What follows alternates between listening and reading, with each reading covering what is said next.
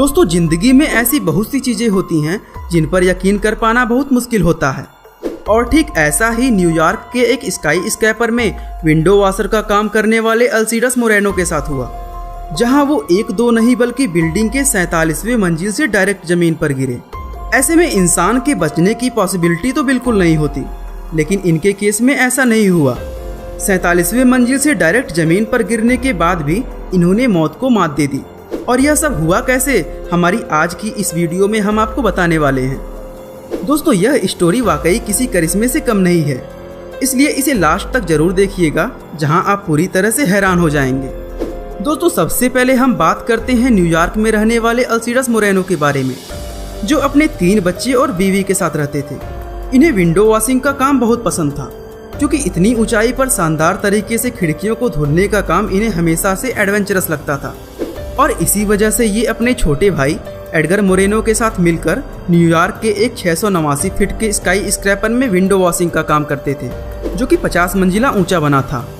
ऐसे में दोस्तों खतरा तो था ही, लेकिन इन्हें इस खतरे के लिए अच्छे खासे पैसे भी मिलते थे, जहां हर रोज ये लोग दिल लगाकर अपने काम को करते थे। और 7 दिसंबर 2007 को भी ये दोनों भाई अपने 16 फीट चौड़े और 570 किलो वजन वाले क्लीनिंग प्लेटफॉर्म पर चढ़ते हैं और वापस से अपने काम में लग जाते हैं, क्योंकि इन दोनों को यह अंदाजा नहीं था कि आज इनके साथ कुछ ऐसा होगा जिसे ये पूरी जिंदगी भुला नहीं पाएंगे।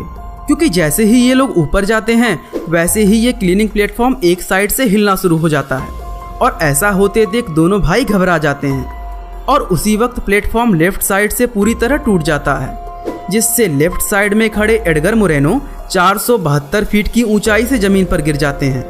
दोस्तों, जमीन पर गिरते ही उनकी मौत हो जाती है, लेकिन प्लेटफॉर्म अभी भी राइट साइड से लटका हुआ होता है, जहां पर अल्सिडस मोरेनो अभी उसी क्लीनिंग प्लेटफॉर्म को पकड़कर लटके हुए होते हैं और लगातार घबराहट के कारण अपनी फैमिली के बारे में सोच रहे होते हैं। तभी अचानक से राइट साइड से भी प्लेटफॉर्म टूट जाता है और अल्सिडस मोरेनो डायरेक्ट प्लेटफॉर्म के साथ जमीन पर गिर जाते हैं। दोस्तों, ऐसे में नीचे मौजूद फायर फाइटर्स यही सोचते हैं कि अपने भाई की तरह अल्सिडस मोरेनो भी मर चुके होंगे, लेकिन जैसे ही वो उनकी तरफ देखते हैं, वैसे ही फायर फाइटर्स हैरान हो जाते हैं, क्योंकि अल्सिडस मोरेनो अभी भी जिंदा थे। हालांकि जिंदा बचने का यह मतलब नहीं था कि ये पूरी तरह से ठीक थे, क्योंकि इन्हें कई सारे चोटें आई थी। पर ये अपने भाई से तो काफ़ी ज़्यादा खुशकिस्मत थे, जहां ये सही सलामत बच गए, और वहीं दूसरी तरफ इनके भाई का मृत शरीर इनके सामने पड़ा था। दोस्तों, इतनी ऊंचाई से गिरने के बाद अल्सिडस मोरेनो को हेड और नेक इंजरी के साथ साथ इनके हाथ पैर भी बहुत बुरी तरह से फ्रैक्चर हो गए थे, और इंटरनल चोटें भी काफ़ी आई थी, जिसकी वजह से इन्हें तुरंत पास के हॉस्पिटल में ले जाया गया, जहां इनके ट्रीटमेंट में किसी भी तरह की कोई कमी नहीं की गई, क्योंकि हर कोई यही चाहता था कि अल्सिडस मोरेनो जल्द से जल्द सही हो जाएं। और इसी कारण इनकी अलग अलग तरह की सर्जरी भी हुई, जिसकी वजह से इनकी रिकवरी भी जल्दी होने लगी, और मौत को हराकर ये वापस से फिट और फाइन हो गए।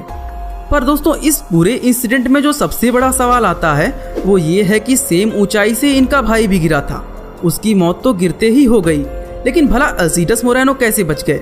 कहने को तो बहुत से लोग इसे गुड लक कहते हैं, पर हम आपको बता दें कि इसके पीछे काफ़ी हद तक साइंस भी छुपी हुई है। क्योंकि जब अल्सिडस मोरेनो के भाई 472 फीट की ऊंचाई से गिरे थे, तो वो डायरेक्ट 120 मील प्रति घंटे की रफ्तार से जमीन पर गिरे थे। इसी वजह से उनकी मौत ऑन द स्पॉट हो गई। लेकिन जब अल्सिडस मोरेनो इतनी ऊंचाई से गिरे, तो वो डायरेक्ट नहीं बल्कि क्लीनिंग प्लेटफॉर्म के साथ गिरे थे। ऐसे में क्लीनिंग प्लेटफॉर्म सबसे पहले जमीन पर लड़ा, जिसकी वजह से जर्क एक पॉइंट पे ना होकर पूरे प्लेटफॉर्म पर डिस्ट्रीब्यूट हो गया। इसके कारण इनके ऊपर रिएक्शन फोर्स पूरी तरह से काम नहीं किया, जिससे इनकी मौत नहीं हुई। पर दोस्तों, कई बार इस तरह के केस में 472 फीट से भी कम की ऊंचाई से गिरने के बावजूद भी लोग ऑन द स्पॉट मर जाते हैं। लेकिन दोस्तों, यहाँ पर वाकई अल्सिडस मोरेनो की किस्मत ने इनका खूब साथ दिया। हालांकि इस तरह की किस्मत के धनी और भी लोग हैं, जो कई बार ऊंचाई से गिरने के बावजूद मामूली इंजरी के अलावा उन्हें कुछ भी नहीं हुआ। पर 472 फीट की ऊंचाई से गिरने के बाद आज तक कोई नहीं बचा था, और इसीलिए ये घटना इतिहास के पन्नों में दर्ज हो गई, जहां अभी भी लोग इसे एक चमत्कार की तरह ही देखते हैं। दोस्तों, इस पूरे इंसिडेंट के बाद जब अल्सिडस मोरेनो का इंटरव्यू लिया गया, तो उन्होंने बताया कि शायद उन्होंने कभी किसी का बुरा नहीं चाहा था, और इसी वजह से उनकी जान बच गई। लेकिन उन्हें अपने भाई की मौत का अफसोस हमेशा रहेगा, क्योंकि वो हर रोज अपने भाई के साथ हंसते खेलते अपने काम पर जाते थे और खुशी खुशी अपने काम को करके वापस लौटते थे, जहां इनका आधे से ज़्यादा समय अपने भाई के साथ ही बीतता था। ऐसे में अपने भाई को एक हादसे में अपनी आंखों के सामने खो देना इनके लिए बहुत ज़्यादा दर्दनाक था, क्योंकि अल्सीडस अपने छोटे भाई को अपने बेटे की तरह प्यार करते थे और उससे बहुत ही ज़्यादा अटैच्ड थे।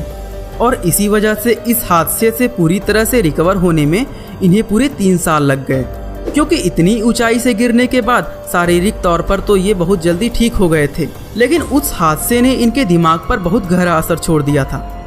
हालांकि कोई भी चीज़ इनके भाई को वापस नहीं ला सकती थी, पर रिकवरी तो चाहिए ही थी, और इसी वजह से इन्होंने सेफ्टी गियर ना होने पर स्काई स्क्रैपर के मालिक पर केस ठोक दिया, जिसके बाद इन्हें अच्छा खासा कंपनसेशन मिला और पैसे लेकर ये न्यूयॉर्क से एरिजोना चले गए।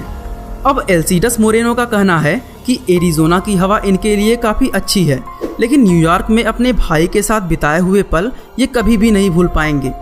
दोस्तों, यह स्टोरी जितना इंटरेस्टिंग थी उतना ही ज़्यादा इमोशनल भी थी, क्योंकि अपनी आंखों के सामने किसी अपने को खोता देख हर किसी को झटका लगेगा, और ठीक ऐसा ही एल्सीडस मोरेनो के साथ भी हुआ। लेकिन इनका इतनी ऊंचाई से गिरने के बावजूद जिंदा बच पाना भी किसी करिश्मे से कम नहीं है। बाकी दोस्तों, आपका इस अजूबे के बारे में क्या कहना है, हमें कमेंट कर जरूर बताइएगा। और ऐसे ही इंटरेस्टिंग वीडियोस को लगातार देखने के लिए हमारे चैनल को लाइक, शेयर और सब्सक्राइब करना ना भूलिएगा। आपका बहुमूल्य समय देने के लिए बहुत बहुत धन्यवाद।